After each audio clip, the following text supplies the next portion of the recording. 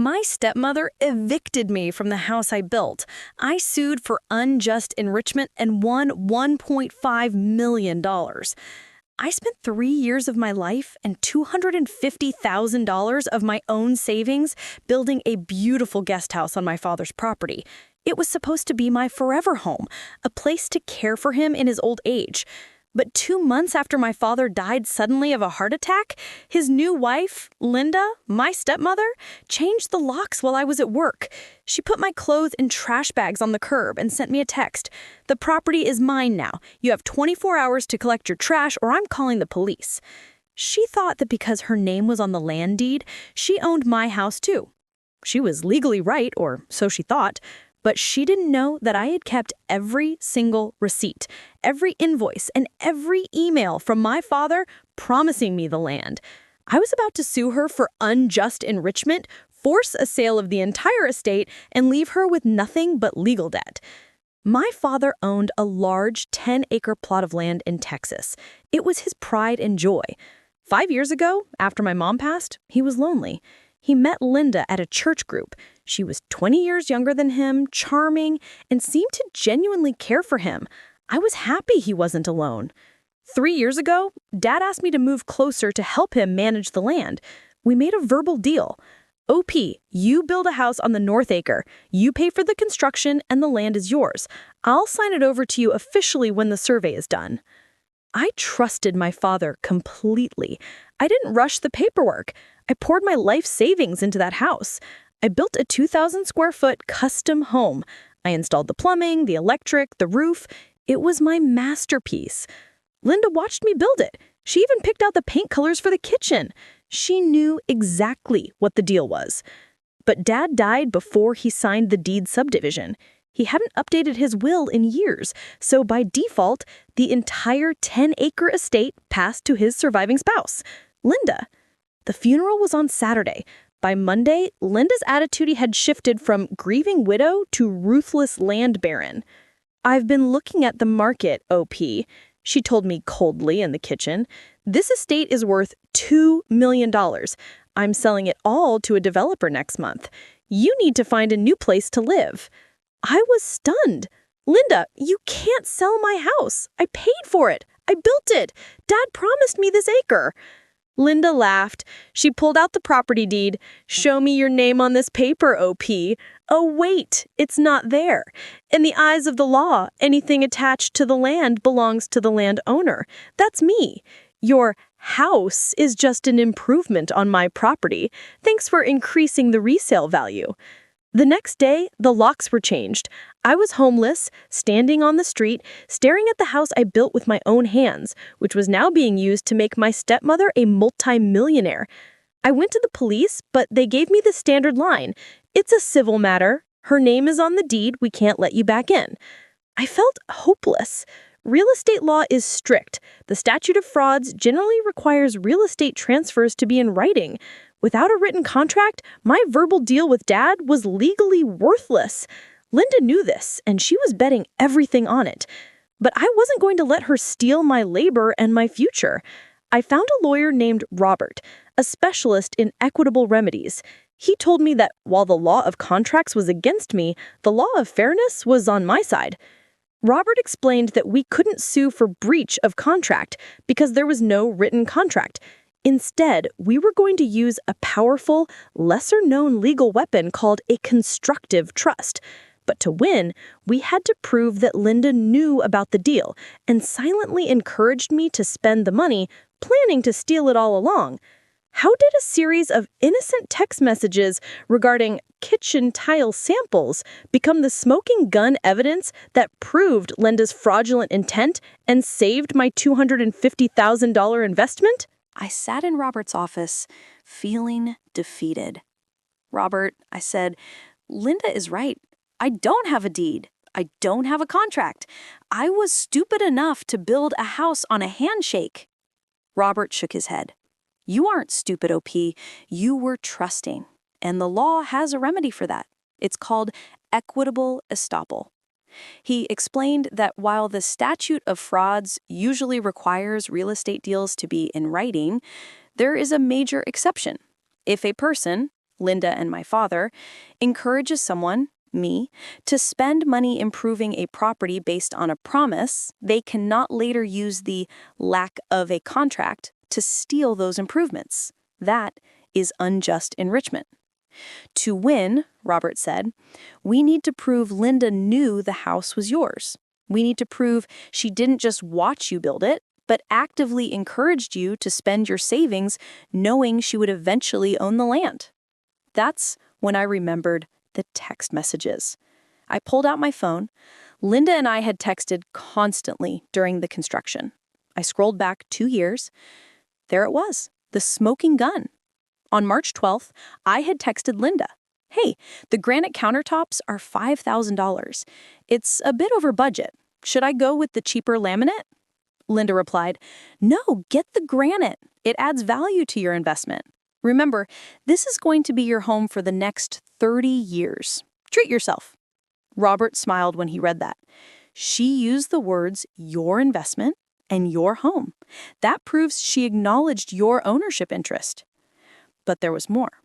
I found a text from 6 months ago where I asked about the delay in the deed transfer. Me: "Dad still hasn't signed the subdivision papers. I'm getting nervous."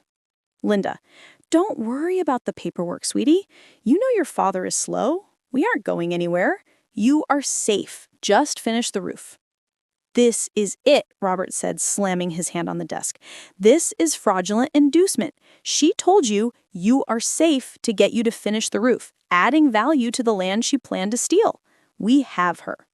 We immediately filed a lawsuit in district court, seeking a constructive trust. This asks the court to declare that even though Linda holds the paper title, she is holding my house interest for me because she acquired it wrongfully. Simultaneously, Robert filed a lis pendens against the entire 10-acre estate. Linda had a buyer lined up, a developer ready to pay $2 million in cash. The closing was scheduled for Friday. On Thursday morning, Linda's real estate agent called her in a panic. "Linda, we can't close. There is a cloud on the title. A lis pendens has been filed by OP claiming an interest in the property. The title company won't insure the sale until this lawsuit is resolved." The sale was dead. Linda was furious. She called me screaming, "You ungrateful brat! You ruined the deal! I'm going to countersue you for slander of title." "I didn't ruin anything, Linda," I said calmly. "I'm just protecting my investment. The same investment you told me to treat myself to." Linda realized she was trapped. She couldn't sell the land, and she couldn't evict me easily now that it was a federal case. So, she switched tactics. She hired a high-priced lawyer who came up with a new, dangerous defense. In her legal response, Linda admitted I paid for the house. She admitted I built it, but she claimed I didn't own it. She argued that the $250,000 I spent was simply a gift to my father. She claimed that because I was a loving son, I built the guest house as a gift for the family estate with no expectation of ownership, and that my living there was just a tenancy at will that she could terminate anytime. It was a clever lie. In family disputes, courts often presume money transfers are gifts unless proven otherwise. If the judge believed the house was a gift, I would lose everything. Linda's gift defense was strong. She had photos of me smiling at the construction site, looking like a happy son helping his dad.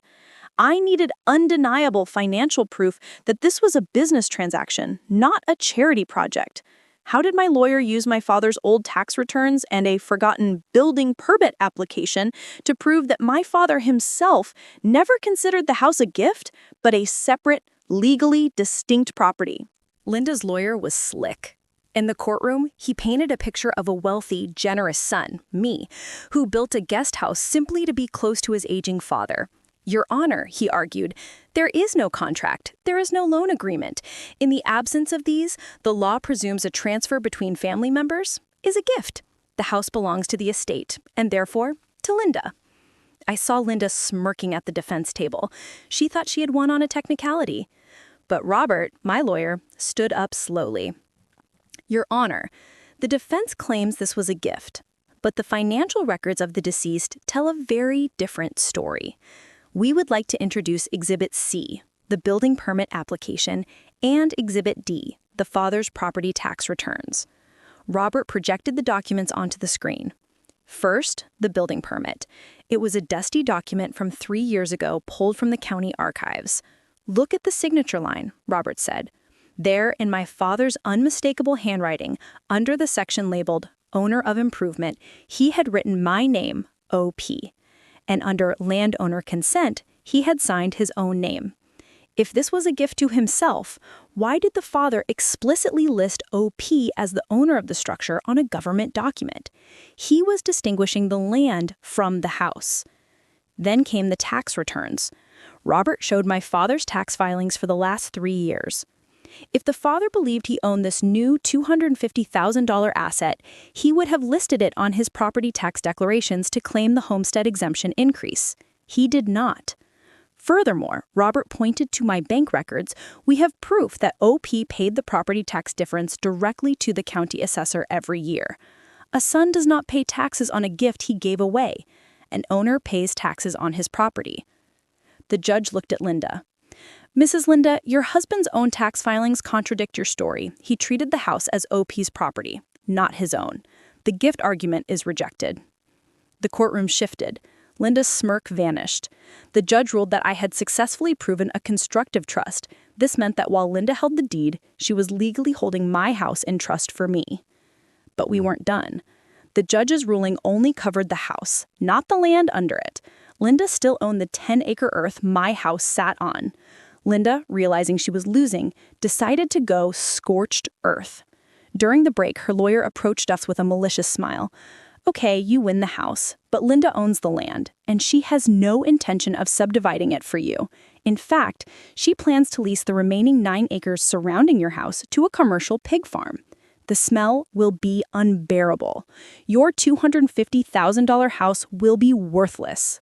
Or you can walk away now for $50,000. It was a brutal threat. She was weaponizing her ownership of the surrounding land to force me out. She knew I couldn't live inside a pig farm. I looked at Robert, terrified. Can she do that? Robert didn't blink. He looked at Linda's lawyer and said, "Actually, she can't. Because you just triggered our final move. We aren't just asking for the house anymore. We are filing for partition by sale of the entire 10-acre estate." Linda thought she could hold the land hostage, but she didn't understand that in Texas, when 2 parties have a claim to a single property that cannot be fairly divided, the court has the nuclear option to force the sale of everything, including her share. How did we use the threat of a public option to force Linda to sell me the land for pennies on the dollar? And what shocking secret did we discover about her marriage during the final background check that left her with 0 inheritance? Linda thought she had trapped me with the pig farm threat. She figured I would never risk my home's value and would settle for the paltry $50,000. But she didn't realize that filing for a partition by sale was our ultimate weapon. Robert calmly explained the consequence to her legal team. If the court orders a partition by sale, the entire 10-acre estate will be sold at a public sheriff's auction. O.P. will receive his $250,000 investment first, plus legal fees. The rest goes to Linda. But the auction process is slow, expensive, and the property might sell for less than market value. Linda loses control of the sale, and she will still be paying legal fees for months. Linda's lawyer knew we were serious. The threat of losing control of a $2 million asset at a forced auction was worse than giving me the 1 acre. Linda, still greedy, desperately tried to stop the partition lawsuit. During this final delay, Robert had an idea. He said, "Let's run one more extremely detailed background check on Linda, not just for assets, but for her marital status before she met your father. She has acted with extreme malice and fraud." The results arrived the day before the final hearing. The finding wasn't about money, it was about legality. Linda had married my father 4 years ago, claiming to be divorced, but the background check found an affidavit from her previous husband stating they were not legally divorced. They were separated, but the paperwork was never finalized. Linda had married my father while legally still married to another man. In our state, this meant Linda's marriage to my father was void. The implication was staggering. Linda was legally never my father's wife. She was never the surviving spouse. Robert rushed into court and filed an emergency motion to declare the marriage void and contest the entire probate of the estate. The legal argument was simple. Since the marriage was void, Linda was not entitled to any portion of the estate or the surviving spouse benefits. The entire 10-acre estate should revert to the only rightful residual heirs, named in the will, which was solely me. Linda's lawyer was blindsided. They tried to claim it was an administrative error, but the evidence of the previous marriage certificate and the lack of a divorce decree was irrefutable. The final judgment was delivered 1 week later. The judge ruled, the marriage between the deceased and Linda is void due to bigamy. Linda is removed as the surviving spouse. The entire 10-acre estate, including the land under my house, is transferred to the only rightful residual heir, OP. Linda lost everything. She lost the house I built with my own hands, the land, the remaining 9 acres, and all the money she had planned to sell the estate for. She was ordered to pay back the funds she had already withdrawn from the estate accounts. I didn't have to pay her a cent for the 1 acre of land I built my home on. I received the title to my house and the entire 10-acre property portfolio, now worth over $2 million free and clear. The final, deeply satisfying act was the eviction. Linda was now an illegal occupant on my property. I served her with an eviction notice demanding she vacate the entire estate in 72 hours. She left in a cab screaming obscenities, leaving behind the empty life she had stolen. The house I built with my own hands was finally and unequivocally mine. The woman who called my $250,000 investment worthless walked away with nothing but the clothes on her back and a stack of legal debt. The lesson? When fighting a gold digger, the simplest legal document can be the most powerful weapon.